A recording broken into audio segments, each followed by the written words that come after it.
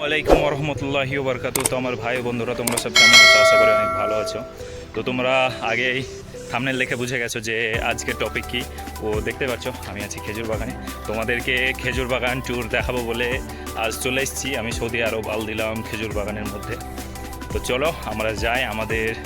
আমার একটা ক্লাসমেট ও অনেক ভাই বন্ধুরা কাজ করছে সেখানে গিয়ে তোমাদেরকে দেখাবো ওরা কীভাবে কাজ করছে। ও এখানে খেজুর বাগানে কীরকম খেজুর ধরে আছে, কত প্রকারের খেজুর আছে, কতটা গাছ আছে খেজুরের, আমি পুরোটাই জিজ্ঞেস করবো।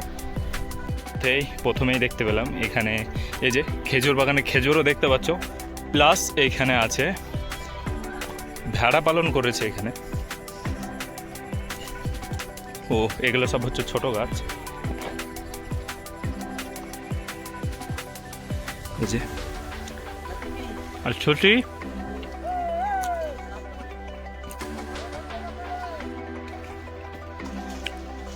ফাইনালি বন্ধুরা কিছু কাঁচা খেজুর, এখন খেজুরে এই যে জালি আছে সেগুলো বাঁধা হচ্ছে।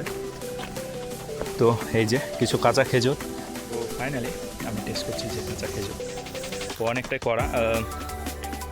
যেরকম আমাদের গ্রামে কাঁচা খেজুর খেলে খাওয়া যায় না, তবে এখানে কাঁচা খেজুর খেলে মিষ্টি ও কড়কড়ে, যে একটা বাইট নিলে আওয়াজ করে সেরকম।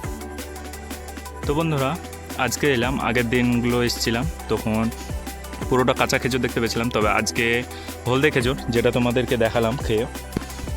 ও এখানের অনেকগুলি গাছ আছে। আমি জিজ্ঞেস করলাম আমার যে রিলেটিভের মধ্যে আছে তাদেরকে, তো এখানে আছে 11,000 গাছ, যেগুলো প্রায় প্রত্যেকটা গাছেই ফল ধরে আছে। তোমরা চিন্তা করো কত বড় একটা বাগান এটা। ও তোমরা যারা আমার আগের ভিডিওটা দেখেছো তারা বুঝতে পারবে, কারণ আমি উঁচু জায়গা থেকে দেখিয়েছি যে অনেকগুলি গাছ আছে এক জায়গায়। ওই বাগানটাও অনেকটাই বড়।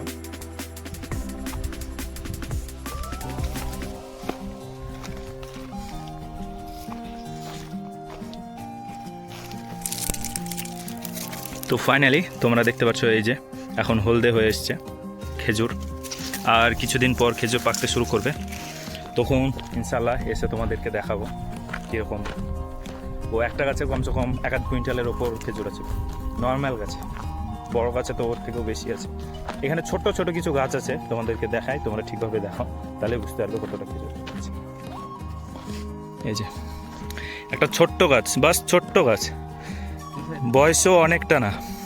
ও এখানে পুরোটাই ছোট ছোট গাছ দেখতে পাচ্ছ, কত পরিমাণে খাজুর ধরে আছে। আমাদের ওখানে বড় একটা গাছেও এতটা খাজুর থাকে না যতটা এখানে একটা ছোট ছোট খাজুর গাছে খাজুর ধরে আছে।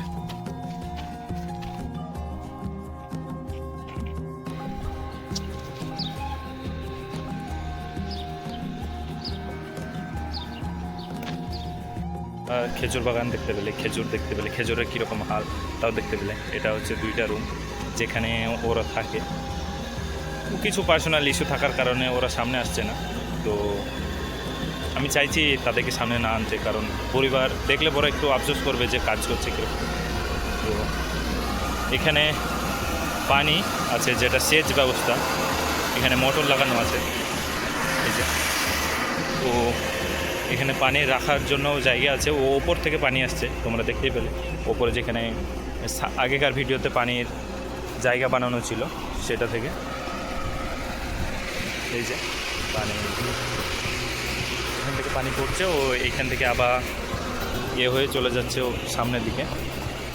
তো ফাইনালি বন্ধুরা লেগে গেছে সন্ধ্যা। তো এখন খুব সুন্দর লাগছে, কারণ খুব ভালো লাগছে, শান্তিও লাগছে, আবার খুব সুন্দরও লাগছে, কারণ খুব মনোরম দৃশ্য, পাখিদের আওয়াজ শুনতে পাওয়া যাচ্ছে, এবং যে নিস্তব্ধতা এটা অনেক সুন্দর।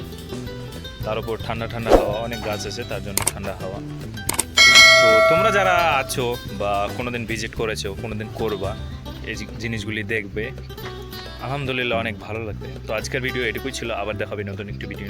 তো তখন বাই বাই বন্ধুরা।